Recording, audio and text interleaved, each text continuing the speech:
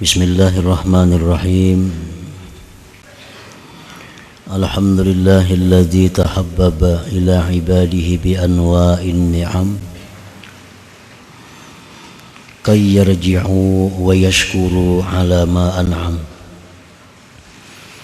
Ashhadu an la ilaha illallah wahdahu la syarika lah al-malikul a'zam wa ashhadu anna sayyidana Muhammadan abduhu wa rasuluhul mukarram.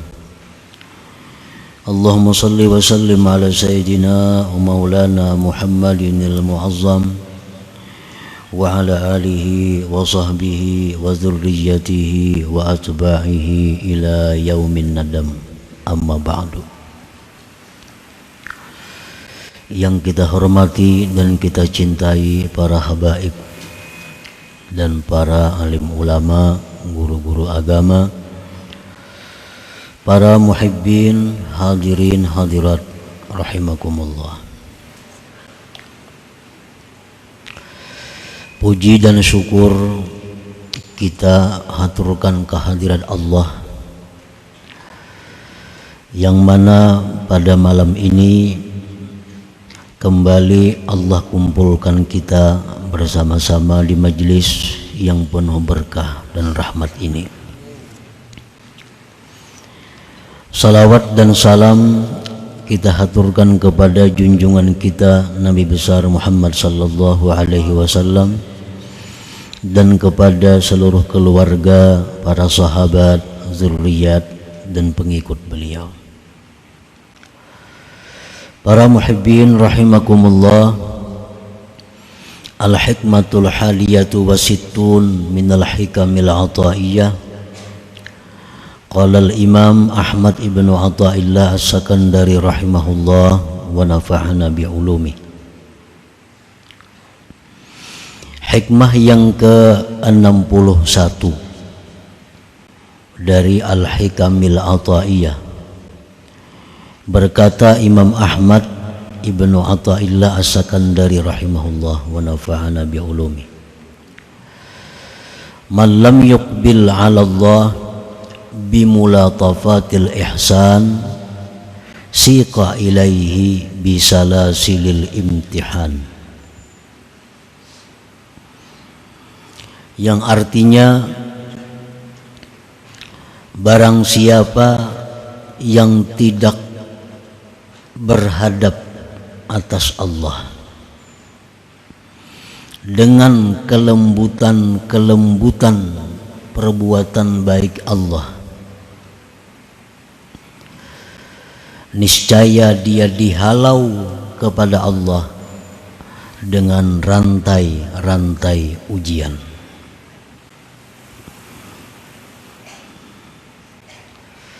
Itulah terjemah daripada hikmah yang ke-61 ini.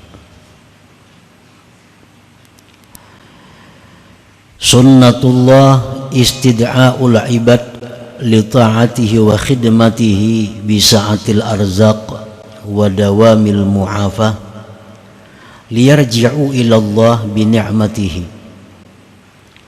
Fa illam yaf'alu ibtalahum bi anwa'il mihani wad-dharra la'allahum yarji'un.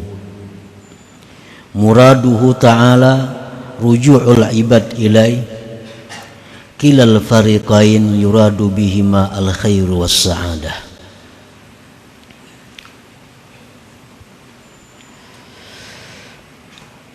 Penjelasan daripada hikmah yang ke-61 tadi. Bermula sunnatullah,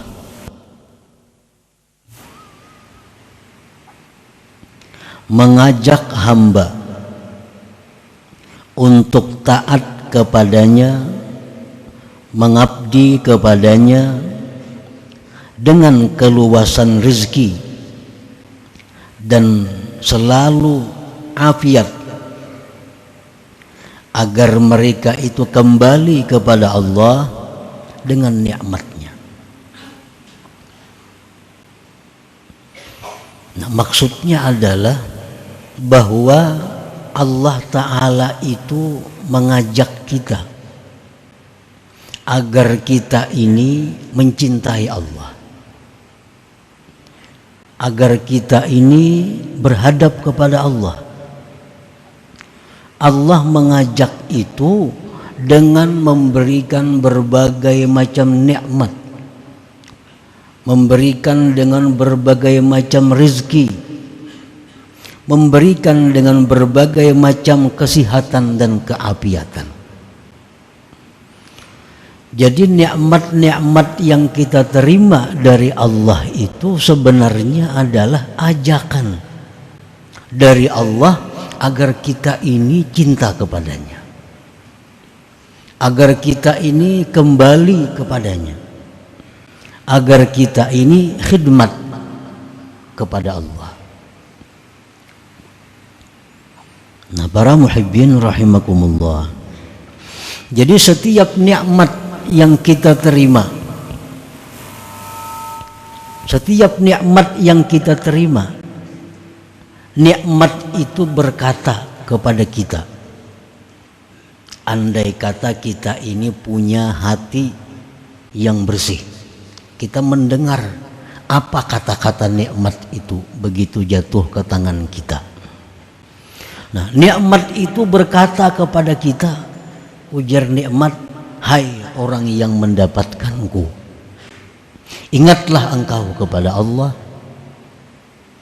kembalilah engkau kepada Allah, cintailah Allah, karena dialah yang mencipta dan menyampaikan nikmat ini kepada engkau. Nah, setiap nikmat berkata demikian. Tetapi karena kita ini punya hati yang tebal, hati kita yang masih gelap, maka kita tidak mendengar bisikan nikmat itu kepada kita. Sehingga begitu kita dapat nikmat, kita lupa kepada Allah. Kita dapat nikmat, kita merasa itu adalah kemampuan kita mendapatkannya. Itu karena mata hati kita, karena hati kita masih gelap. Nah, para muhibbin rahimakumullah, jadi Allah subhanahu wa ta'ala itu setiap memberikan nikmat itu artinya adalah ajakan agar kita cinta kepada Allah, agar kita mensyukuri nikmat itu, agar kita berkhidmat kepada Allah yang memberikannya.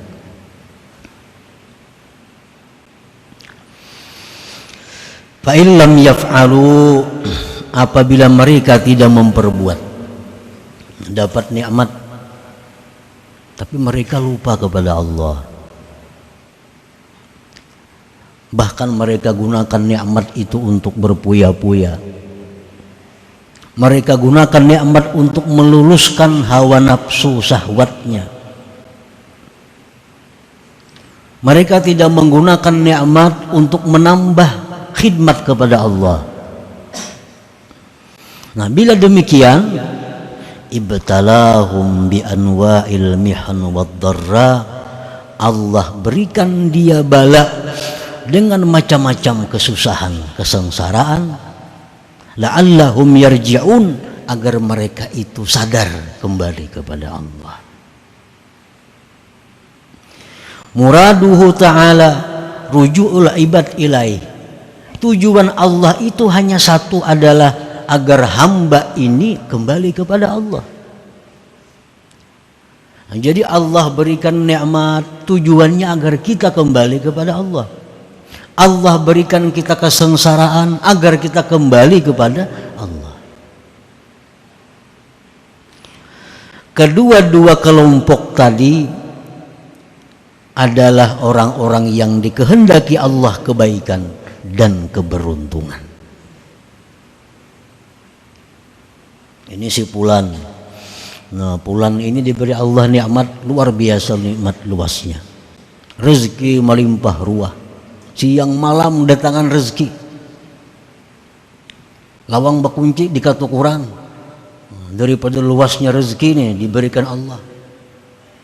Tetapi orang ini kadang menjadikan nikmat itu sebagai alat untuk ingat kepada Allah.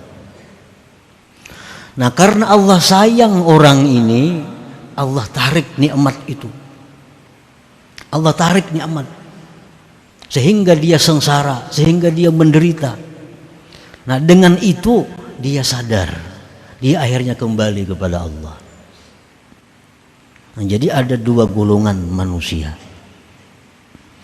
Ada golongan manusia yang tanpa dipaksa dia sadar, dapat nikmat ingat kepada Allah, dapat nikmat dia tambah taatnya kepada Allah. Ini orang yang sadar. Ada orang yang tidak sadar, tetapi Allah menghendaki baik, orang ini ditarik Allah nikmatnya, disengsarakan oleh Allah agar dia selalu ingat kepada Allah Subhanahu wa ta'ala. Nah, para muhibbin rahimakumullah, ada orang waktu sihat kuat lupa kepada Allah, sembahyang kada, atau kadang-kadang sembahyang halal haram kada tahu halal haram, yang penting diambilnya waktunya sihat. Nah, begitu orang ini sakit stroke umpamanya, nah, kada kau lagi sudah stroke nih tuh, di kursi roda berjalan lagi. Lalu orang ini jadi selalu ingat kepada Allah. Begitu dia stroke, orang ini selalu ingat lawan Allah, zikir pekerjaannya. Dulu kada tahu zikir, sudah stroke ini zikir, salawat, ingat kepada Allah. Nah, Imam Ghazali mengatakan orang yang seperti ini jangan berubat baik garing. Baik garing. Imam Ghazali dalam Ihya Ulumuddin mengatakan bahwa orang yang seperti ini kada usah ke dokter, biar di kursi roda aja, karena dia banyak ingat kepada Allah. Ketimbang dia sihat, kelakuannya lupa kepada Allah, melanggar hukum-hukum Allah Subhanahu wa ta'ala.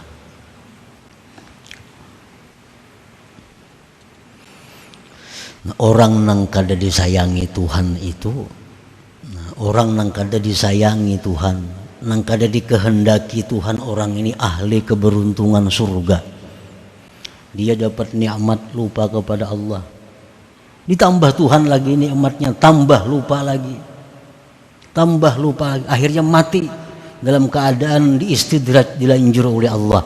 Nah, ini orang naudzubillah, orang yang tidak dikehendaki Allah kebaikan, orang yang tidak dikehendaki Allah penghuni surga.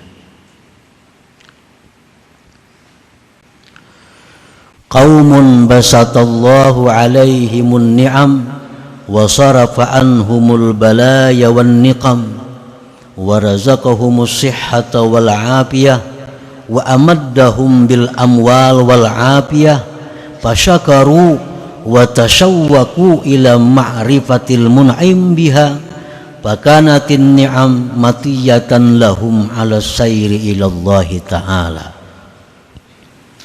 Ada satu kaum, satu kelompok manusia, Allah bukakan atas mereka itu nikmat-nikmat. Allah palingkan, Allah jauhkan dari mereka bala dan penyakit-penyakit. Allah berikan mereka kesehatan, Allah limpahkan mereka harta, mereka bersyukur, mereka rindu kepada mengenali yang memberi nikmat, maka jadilah nikmat itu tunggangan mereka untuk berjalan kepada Allah Subhanahu wa ta'ala. Ada orang-orang yang diberi Allah kesehatan, diberi Allah harta melimpah ruah, dihindarkan Tuhan dari malapetaka bala bencana. Lalu orang ini menjadikan nikmat tadi, harta benda tadi, dijadikannya kendaraan untuk menuju Allah. Ada kaum seperti itu, ada kelompok manusia seperti itu. Orang ini punya duit banyak, duit digunakannya untuk sabilillah. Orang ini punya kendaraan banyak, kendaraannya digunakannya untuk sabilillah. Jadi harta benda nikmat itu hanya tunggangan dia untuk mencapai keridhaan Allah. Ada hamba Allah yang seperti itu. wa qaumun amaddahum bin ni'am wa basata lahum fil mal wal afiyah wa sarafa anhum an-niqam fasaghalahum dzalik an-nuhuda wal iqbala 'ala Allah fasalaba dzalika minhum wa daraba bihim bil balaya wal mihan fatayaqqadha wa aqbala 'ala Allah. Ada pula satu kelompok manusia yang diberi Allah nikmat, diluaskan harta bendanya, disihatkan, dijauhkan penyakit bala bencana, maka yang demikian itu membuat dia sibuk daripada taat. Yang demikian itu membuat dia lupa kepada Allah. Allah cabut daripada mereka itu nikmat-nikmatnya tadi. Allah datangkan bala bencana kepadanya, maka akhirnya dia jaga, akhirnya dia sadar dan berhadap kepada Allah, berkhidmat kepada Allah Subhanahu wa ta'ala. Nah, ada juga kelompok manusia nangka itu yang sudah diajar Tuhan hanya sadar, sudah diajar Tuhan, tangan kada kau bergerak lagi sebelah, mata kada melihat lagi sebelah, batis kada kau lagi belangkah sebelah, sebelah diambil Tuhan, hanya sadar oh bahwa aku ini keliru, lalu dia bangkit, dia beribadah kepada Allah. Nah, ada juga kelompok manusia seperti itu. Dan yang pertama, yang kedua ini adalah orang-orang yang beruntung, orang-orang yang disayang Allah, orang-orang yang dikehendaki Allah al-khair was sa'adah, kebaikan dan keberuntungan. Mana hakunnya antara dua itu?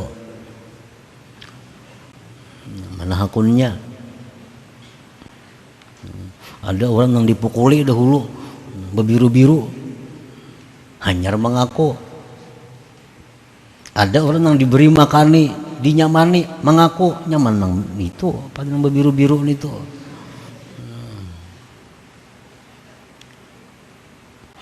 Itulah isyarat firman Allah dalam Al-Quran, walillahi yasjudu man fis samawati wal ardi taw'an wa karha. Artinya di muka bumi ini ada orang-orang yang taat kepada Allah dengan sukarela. Ada orang yang taat kepada Allah dipaksa. Iya, yang tadi diambil sudah kesehatan, diambil Tuhan harta benda, hanya taat. Tapi kedua-duanya itu adalah beruntung. Kedua-duanya adalah disayangi oleh Allah Subhanahu wa ta'ala. Nah, para muhibbin rahimakumullah, an-nasu ala salasati aqsam. Manusia terbagi tiga kelompok. Kelompok yang pertama disebut ahlus shimal, artinya orang-orang kiri, orang-orang kiri. Wa ahlul yamin, yang kedua orang-orang kanan. Yang ketiga was-sabiqun, ada kelompok yang dinamakan as-sabiqun. Nah, jadi manusia ini seluruhnya kada lepas daripada tiga kelompok itu. Ada orang kiri, ada orang kanan, ada orang yang cepat, yang melaju, as-sabiqun. Amma ahlus shimal fala kalama alaihim idla iqbala lahum 'ala Allahi asla. Adapun kelompok kiri, orang-orang kiri, fala kalama alaihim, itu kada perlu dibicarakan, karena mereka itu tidak berhadap kepada Allah sama sekali. Itu kada perlu diuraikan. Ini orang yang diperbudak oleh hawa nafsunya, diperbudak oleh duniawinya. Tujuannya adalah semata-mata untuk mencapai kesenangan dunia. Walaupunnya sembahyang, puasa, berzakat, naik haji, umrah, tapi tujuannya semuaan untuk kesenangan dunia. Ini sembahyang tujuannya supaya awak sihat. Ini berzakat tujuannya supaya hartanya bertambah. Ini puasa tujuannya supaya ini naik haji, semuaan tujuannya duniawi. Nah, itu ahlus shimal. Itu kada perlu dibicarakan. Wa amma ahlul yamin, adapun orang-orang ahlul yamin, falahum iqbalun 'ala Allah lakin la khususiyyata lahum li'annahum iktafau bi zahiri syari'ah wa lam yaltafitu ila suluki tariqatin wala haqiqah. Adapun ahlul yamin, mereka itu orang-orang yang berhadap kepada Allah, tetapi orang ini tidak ada keistimewaannya, karena mereka itu hanya mencukupkan diri dengan zahir syariat, tidak menoleh kepada tarikat dan hakikat. Hanya sembahyang yang penting sah sembahyangnya, perkara diterima kada diterima itu kada perhatian. Ini puasa yang penting puasanya itu sah, diterima Tuhan atau kada itu kada diurusnya. Nah ini ahlul yamin.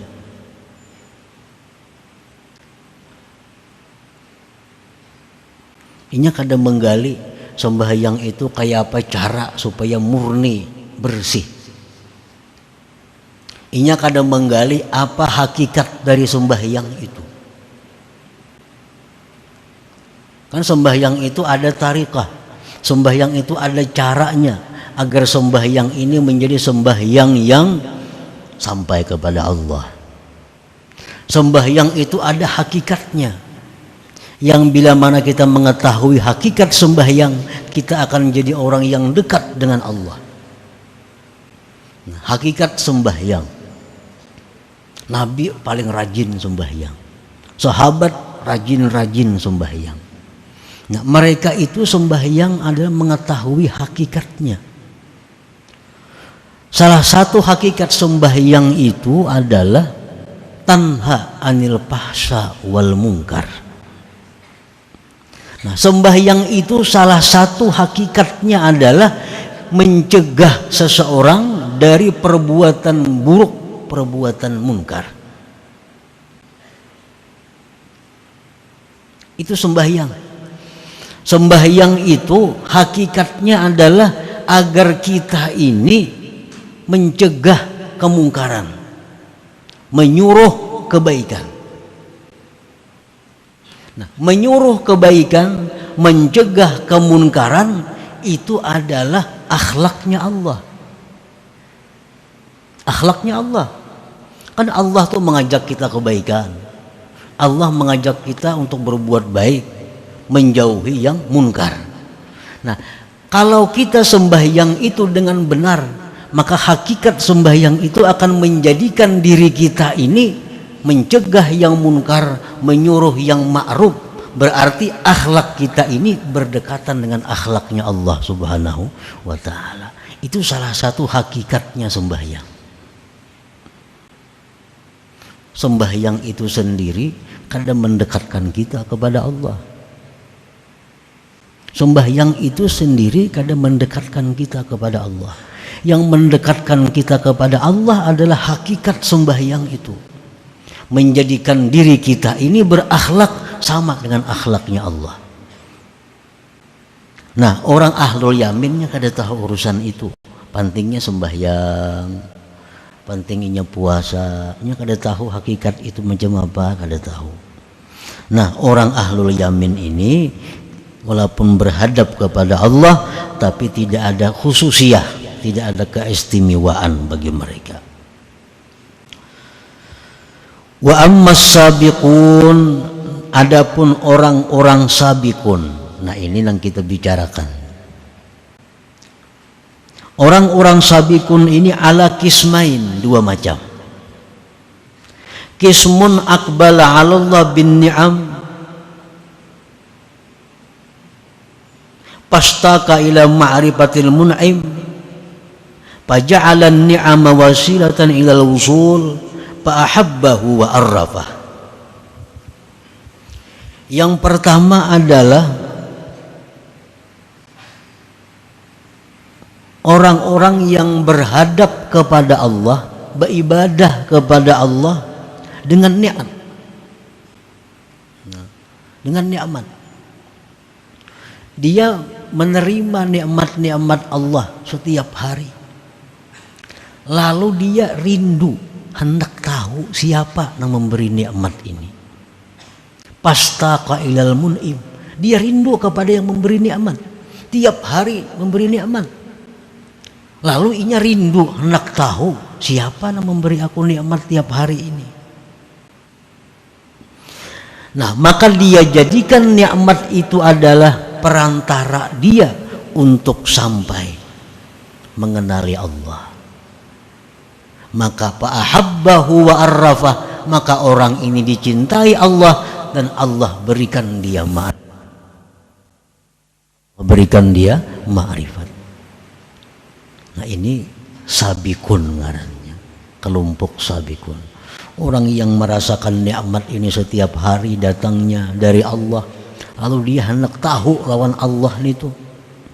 Kayak apa caranya supaya tahu lawan Allah? Dia jadikan nikmat-nikmat itu kendaraannya untuk mengenali Allah. Akhirnya Allah cinta kepadanya dan Allah berikan ma'rifat kepadanya.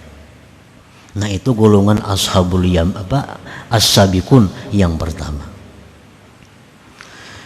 Wa qismun aqbala 'ala Allah bi dhurubil balaya wal mihan faja'ala as-sabra 'alaiha war ridha wasilatan fa ahabbahu wa arrafa.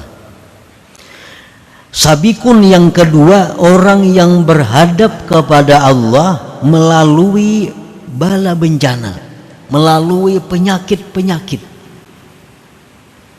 Diberikan Allah bencana harta, diberikan Allah penyakit, maka dia sabar. Dia sabar dan dia ridha. Maka dia jadikan sabar dan ridha itu wasilah dia untuk mendapatkan dari Allah.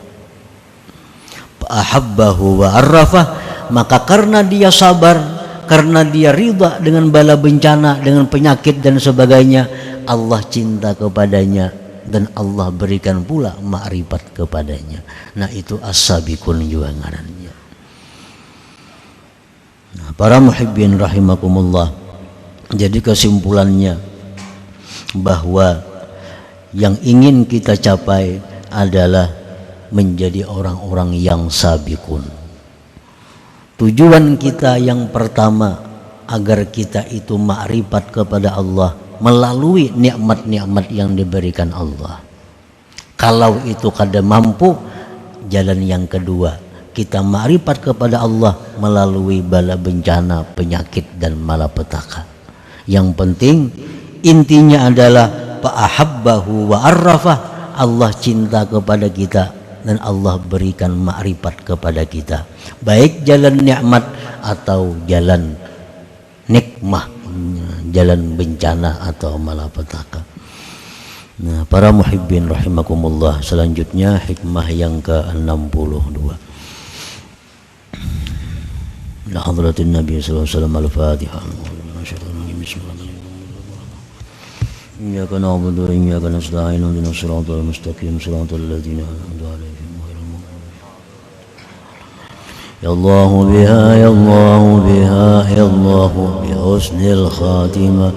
Ya Allah biha, ya Allah biha, ya Allah bi husnil khatimah. Ya Allah biha, ya Allah biha, Allah bi husnil khatimah. ويا أيها الرجل منه شفاعة صلوا عليه وسلموا تسليما.